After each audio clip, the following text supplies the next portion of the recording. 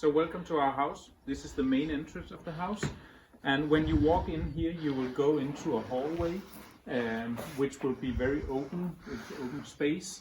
Here will be a wall, but not a full wall, only half the height, and so you walk into the hall, but it's very easy and obvious to walk into the main space.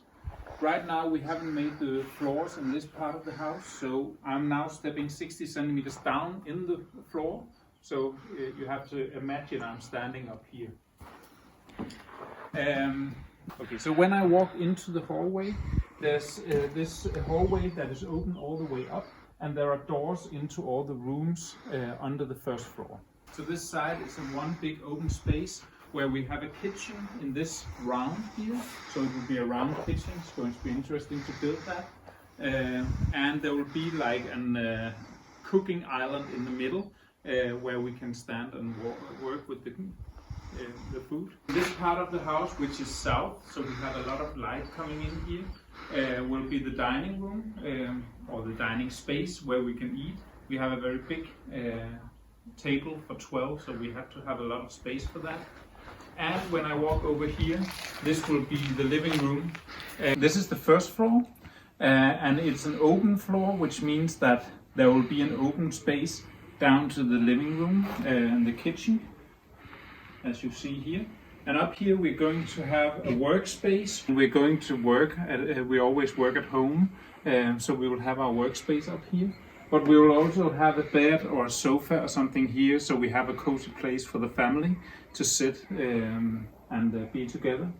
From this wall and to the beam over here, there will be a wall, and that means that this is actually a room, which is amazing because it has an entrance to the roof terrace. Of course, right now it's plastered with plastic to protect it, but there will be windows and a door, and we will have a direct access to the roof terrace, where we will have the evening sun in the summertime, and we can have dinner here. If you take a view here from up here, you can see the form of the house. We have these round forms all the way around, and the idea is basically it looks like a flower, did someone say, but that wasn't intentionally.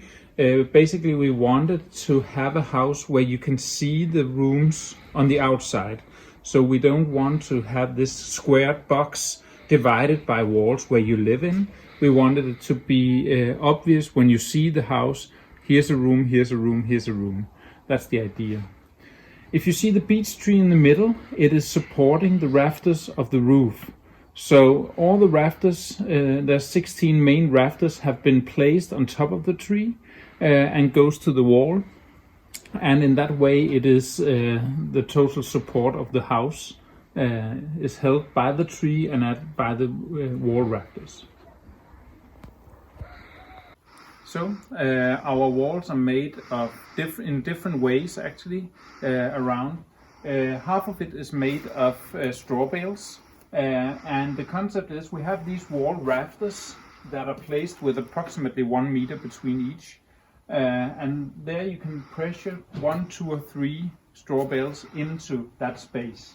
So we pressured it, and in the beginning it looked very not so precise, but after stuffing it with loose straw, we could cut it with a cutter for hedges, so it has this quite nice surface.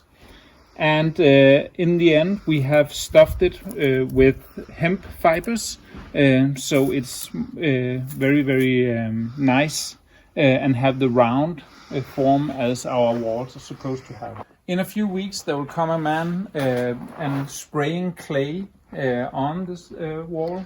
It's going to have 3 layers of clay, and that will protect the straw from animals and fungus and so on.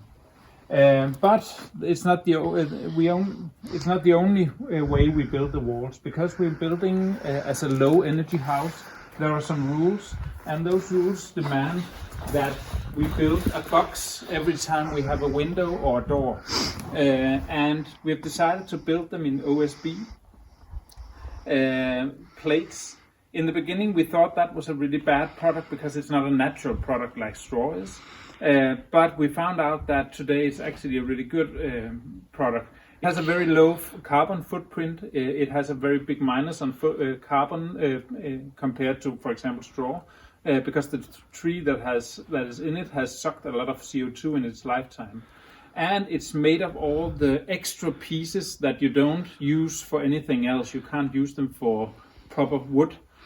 So it's actually a very sustainable solution.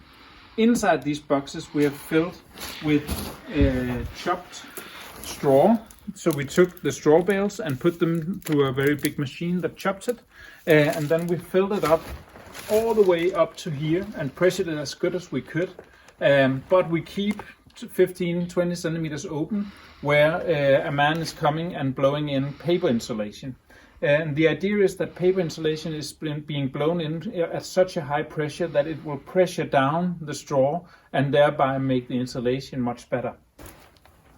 In the openings, when you build a straw bale house, you always make the openings very wide because the walls are so thick. So to make it look less thick, you make the openings of the window diagonal. And that means that it won't insulate as good. So there we use paper insulation in all of it.